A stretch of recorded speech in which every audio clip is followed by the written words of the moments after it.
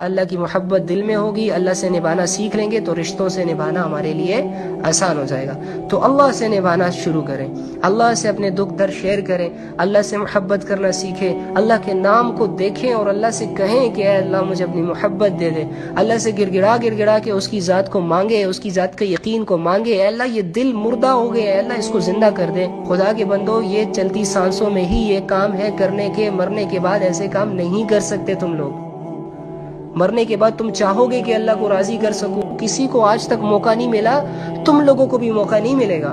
آج زندہ ہو، سانسیں لے رہے ہو، آکسیجن استعمال کر رہے ہو، چل پھر رہے ہو، اٹھ بیٹھ رہے ہو، کھا پی رہے ہو، خدا کے بندو تھوڑے سے لمحات اللہ کو دے دو، تھوڑے سے لمحات اللہ کو دے دو، تھوڑے سے لمحات اللہ کو دے دو۔ موبائلوں کو آف کر دو، ہر چیز سے خود کو کاٹ کر جانماز پہ آؤ، سجدہ کرو، دعا کے لیے ہاتھ اٹھاؤ اور اللہ سے کہو اے اللہ خود سے جوڑ دے، اے اللہ اپنی محبت دے دے، اے اللہ میں گمراہ ہوں، میں بکھرا ہوا ہوں، مجھے سمیٹ لے، میری ایک ہی زندگی ہے، اسے کسی مقصد کے لیے لگا دے۔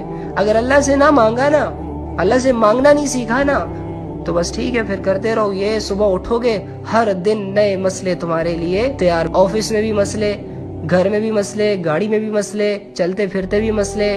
تو اپنے آپ کو اللہ سے جوڑو، اپنی زندگی کو اللہ کے احکامات سے جوڑو۔ یقین کرو بہت دیر ہو چکی ہے اور دیر مت کرو، بس اللہ کی طرف آؤ، بس کرو۔ اللہ آج بھی انتظار کر رہے ہیں، گناہوں کو معاف کرنے کے لیے ریڈی ہیں، تم لوگ گناہوں کی معافی مانگنے کے لیے ریڈی نہیں کر پا رہے ہو خود کو۔ اللہ آج بھی تم لوگوں کو جنت کے رستے پہ لگانا چاہتے ہیں، لیکن تم لوگوں کے قدم جہنم کے رستوں کے شوقین بن چکے ہیں۔ اللہ تو تم لوگوں کو کامیاب دیکھنا چاہتے ہیں، اللہ تو نان مسلمز کو بھی کامیاب دیکھنا چاہتے ہیں کہ وہ آئیں، اسلام قبول کریں اور میری جنت کے حقدار بن جائیں، میرے جنت کے وارث بن جائیں۔ لیکن کتنا بدبخت شخص وہ ہے جو جنت میں جانے میں انٹرسٹڈ ہی نہیں ہے۔ آخری بات کرتا ہوں، اللہ کے نبی صلی اللہ علیہ وآلہ وسلم نے ارشاد فرمایا کہ میری ساری امت جنت میں جائے گی سوائے اس شخص کے کہ جس نے جنت میں جانے سے خود انکار کر دیا۔ یا رسول اللہ، جنت میں جانے سے کون انکار کرے گا بھلا؟ تو فرمایا کہ جس شخص نے میری اطاعت کی وہ تو جنت میں جائے گا، لیکن جس نے میری اطاعت نہ کی، جس نے میری نہ مانی، گویا وہ ایسا ہے جیسے اس نے جنت میں جانے سے ہی انکار کر دیا۔ تو آج نبی کی مانی جا رہی ہے؟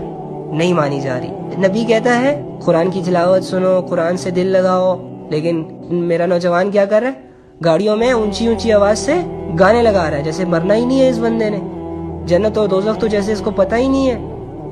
میرا نبی کہتا ہے والدین کے ساتھ اچھے سلوک، اچھے اخلاق، لیکن میرا نوجوان چاہے لڑکا ہے لڑکی ہے کیا کر رہے؟ والدین کو اونچی اونچی آواز سے پکارے جا رہے ہیں۔ آپ نہیں سمجھتے یہ مزاج ہے تو نبی کی نہیں مانی جا رہی نا، پھر یہ سمجھو کہ تم جنت میں جانے سے انکار کر رہے ہو۔